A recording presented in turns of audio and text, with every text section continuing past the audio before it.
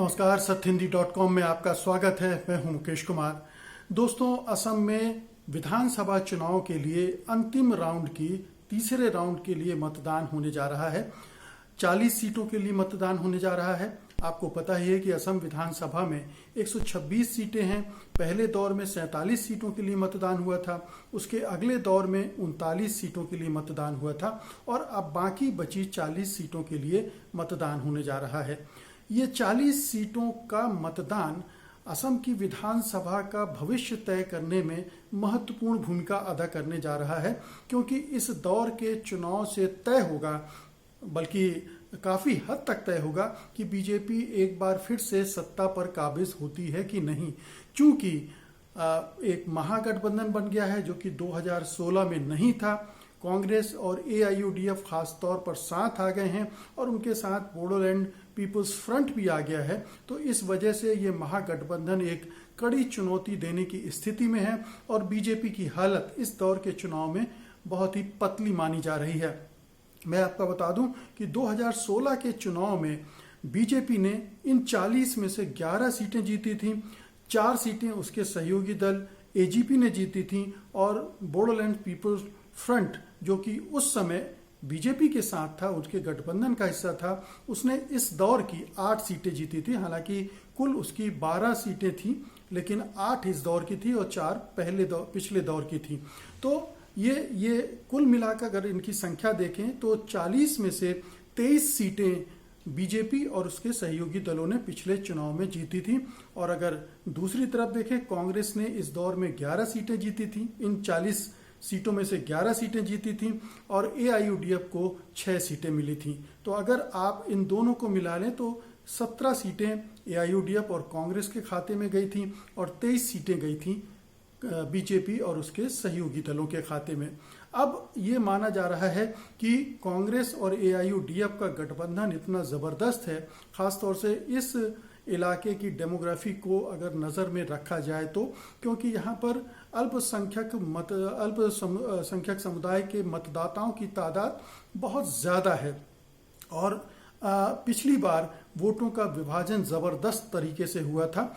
ये एक अनुमान है, एक ये गणित है कि पिछली बार एआईयूडीएफ और कांग्रेस अलग अलग लड़े थे, जिसकी वजह से कांग्रेस 37 सीटों पर पराजित हुई थी वोटों का बंटवारा होने की वजह से। और 33 सीटें असम में ऐसी हैं जहां पर अल्पसंख्यक मतदाताओं का कहना चाहिए कि निर्णायक स्थिति में है वो। तो उसमें से बहुत सारी सीटें पिछले दौर के चुनाव में निकल चुकी हैं और अब जो बाकी सीटें हैं इस दौर में होंगी। तो ये जो महागठबंधन बना है वो इस दौर के चुनाव में बहुत बड़ी बढ़त ले सकता है पिछले विधानसभा चुनाव के मुकाबले।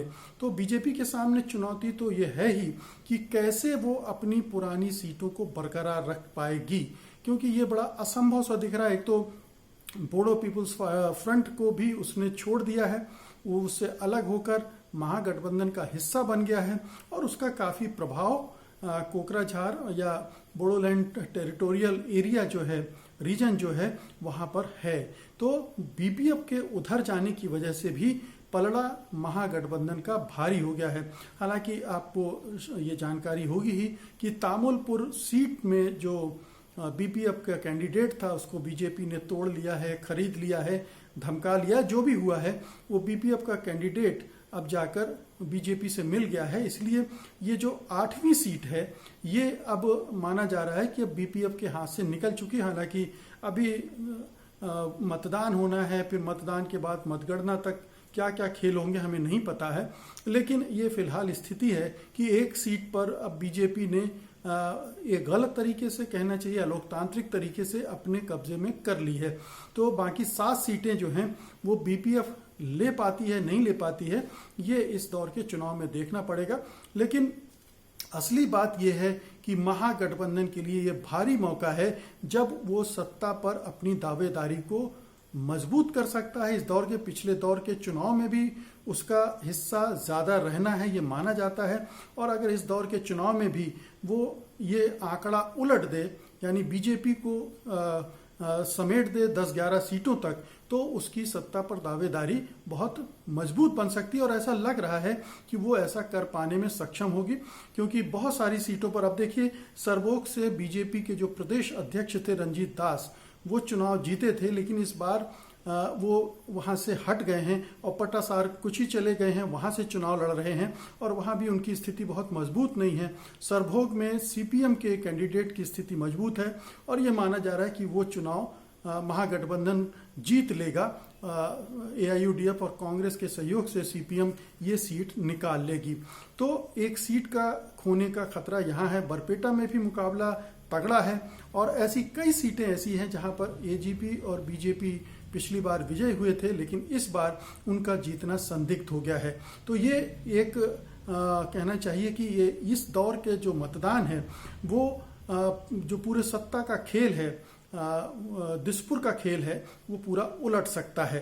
पहले दौर के मतदान में 47 सीटें थी, अपर असम की सीटें थी, वो वहाँ बीजेपी और एजीपी का प्रभाव ज़्यादा माना जाता है। हालांकि अब जो रिपोर्ट आ रही है वहाँ भी माना जा रहा है कि कांग्रेस का प्रदर्शन जितना कहा जा रहा है उससे बेहतर रहा है और इस वजह से अब एक ऐसी स्थिति बन रही कि बहुत ही कांटे का मुकाबला है। और अगर इस दौर के चुनाव में कांग्रेस और उसके सहयोगी दलों ने अच्छा प्रदर्शन किया तो वो बीजेपी वाले गठबंधन से आगे निकल सकता है। तो अब इस बात पर आते हैं कि इस दौर के चुनाव में सबसे बड़े मुद्दे क्या रहे हैं। सबसे बड़ा मुद्दा अंततः वहीं जाकर टिक गया है जिसको लेकर पूरी बहस हम पिछले 1.5-2 साल से सुनते रहे हैं और इस चुनाव में भी जिससे बीजेपी कटती रही है, बचती रही है, ये मुद्दा है सीएए का। सीएए को लेकर इस इलाके में भी भारी गुस्सा है। एक कहना चाहिए कि असुरक्षा की भावना भी है, क्योंकि अल्पसंख्यक समुदाय ही एनआरसी और सीएए से सबसे ज़्यादा प्रभावित होने जा रहे हैं। तो वो गोल बंद होकर वोट कर सकते हैं महागठबंधन के लिए। बीजेपी कह रही है, उसने पूरे प्रचार अभियान के दौरान कहा कि एक वो संशोधित एनआरसी कराएगी, तो उसको लेकर भी चिंताएं तो है ही और बीजेपी की मंशा को लेकर अब किसी को कोई डाउट नहीं उसकी नीयत को लेकर। इसलिए ये माना जा रहा है कि ये जो खेल होगा इस बार, ये पोलराइजेशन इस तरह से हो सकता है। सीएए को लेकर पोलराइजेशन के लिए बीजेपी ने हिंदू मुस्लिम का विवाद पहले से छेड़ रखा है और जो अंतिम 2 दौर थे उनमें खासतौर पर चूंकि डेमोग्राफी इस तरह की इन कंस्टिट्यूंसी में, वहाँ पर उसने सबसे ज़्यादा जोर हिंदू मुसलमान पर ही दिया है। डेवलपमेंट वगैरह सब पीछे छूट गए हैं। तो ये जो सांप्रदायिक ध्रुवीकरण का खेल है बीजेपी का, वो यहाँ उसने करने की कोशिश की है। उसका कितना लाभ उसे मिल पाता है ये देखने की बात होगी, लेकिन इससे नुकसान होने की संभावनाएं उसके लिए ज़्यादा दिख रही हैं। कुछ एक सीटों पर जहां पर बहुत हिंदू मुसलमान की आबादी लगभग बराबर है या थोड़ा बहुत फर्क है, वहां पर ज़रूर बीजेपी इस तरह के खेल से फ़ायदा उठा सकती है। रही बात इस चुनाव में विवादों की, ये चुनाव विवादों से घिरा रहा। जो तीसरे दौर के मतदान है उसके पहले कई विवाद उठे और जिसकी वजह से बीजेपी पर सवाल भी उठे। सबसे बड़ा सवाल तो हिमंत बिश्व शर्मा को लेकर उठा, जो कि मंत्री हैं। उन्होंने जो टिप्पणी की थी, जो उन्होंने बीपीएफ के नेता हग्रामा मोहलियारी पर कि वो एनआईए के थ्रू उनकी जांच करवाएंगे और उनके खिलाफ सबूत बटोरे जा चुके हैं वगैरह वगैरह। ये एक विवाद था जो प्रभावित कर सकता है बोडोलैंड के मतदाताओं को, क्योंकि उन्हें अपने नेताओं के बारे में इस तरह की टिप्पणी पसंद नहीं आई होगी और बीपीएफ ने भी कोशिश की होगी कि एक सहानुभूति, एक विक्टिम कार्ड खेलकर उसका फायदा उठाया जाए।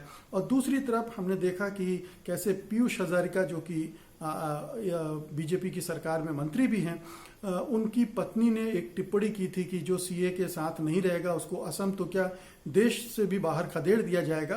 तो उसका भी एक रिएक्शन हमें देखने को मिल सकता है।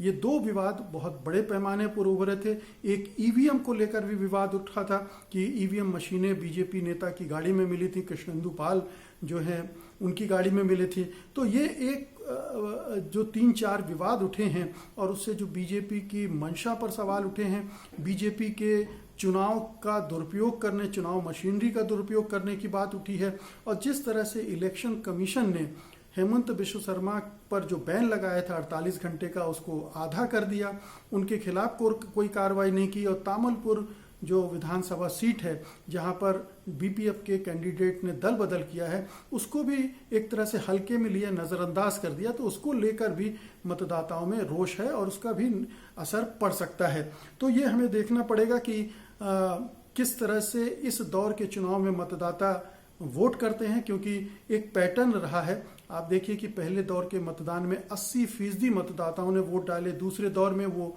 मतदान और बढ़ा, 81% चला गया।